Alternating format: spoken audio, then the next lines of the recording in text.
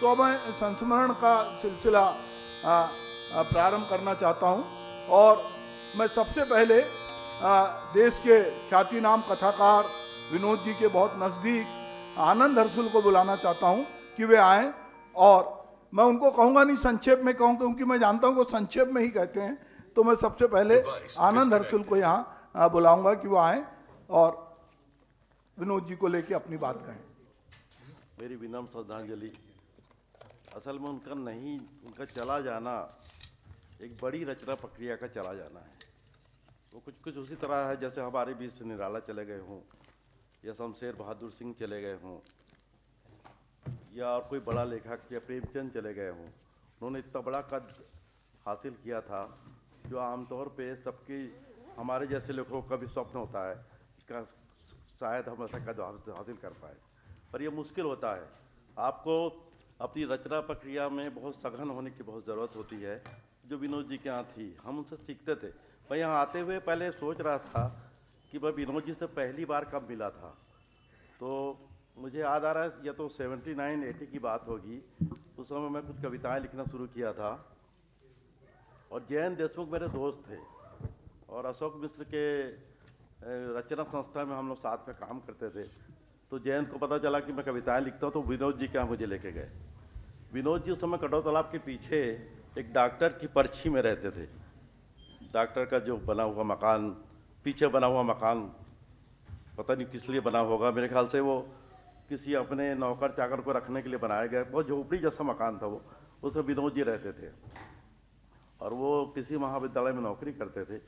मैं अपनी कविताओं की किताब लेके गया, मतलब किताब क्या, कविताओं की कापी लेके गया उनके पास।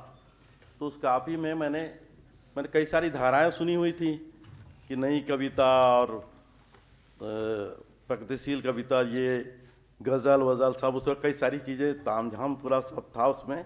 लिखना सीखने की जो जद्दोजहद होती है किसी कवि में, वो सारी उस कापी में मौजूद था। पर जब मैंने उन्हें दिखाया तो कुछ कविता को उन्होंने अच्छा कहा, बाकी के लिए चुप रहे और बोले आप तो लिखते रहिए, देखते हैं फिर क्या होता है। तो ये पहला अनुभव था विनोद जी से मिलने के बाद। उसके बाद फिर हम आमतौर पे हम 3-4 लोग थे, मैं, आलोक वर्मा, राजेंद्र ओझा और कमल शर्मा। हम चारों कविताएं लिखना शुरू कर रहे थे और साथ भी लिखते थे और मिलते भी थे और बातचीत करते थे। तो हम धीरे धीरे उनके पास हर रविवार को मिलने जाने लगे। पर वो उनको सुनना बहुत अच्छा लगता था। जैसे हमारे को रचना प्रक्रिया को लेके जो जिस किसी की बातें होती थी कविता को लेके, वो इस तरह से बोलते थे जैसे वो लिखते थे वैसे ही वो बोलते थे। तो कई बार उनके बोलने को भी हमें खोलना पड़ता था। तो इस तरह की चीज़ें उनसे होती थी। तो मैं उनको सुनने के लिए मैं आमतौर पे हर रविवार को जाने की कोशिश करता था, क्योंकि तब तक मेरी नौकरी लग गई थी और मैं राजनांदगांव चला गया था। तो नांदगांव से जब मैं लौटता था तो वहाँ जाता था। तो विनोद जी से वर्षों के संबंध रहे हैं और विनोद जी जैसा कोई लिख नहीं सकता, कोशिश करे तो भी लिख नहीं सकता। हम सबका स्वप्न रहा होगा, हर लेखक का अपना अपना प्रभाव होता है, अपने पूर्वजों से वो लेता भी है।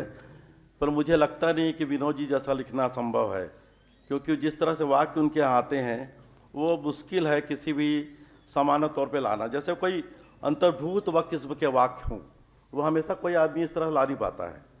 तो विनोद जी का जाना सच में बहुत दुखद है और हमारे जैसे लेखकों के लिए बहुत दुखद है, जो बहुत शुरुआत से उनके साथ रहे हैं। धन्यवाद।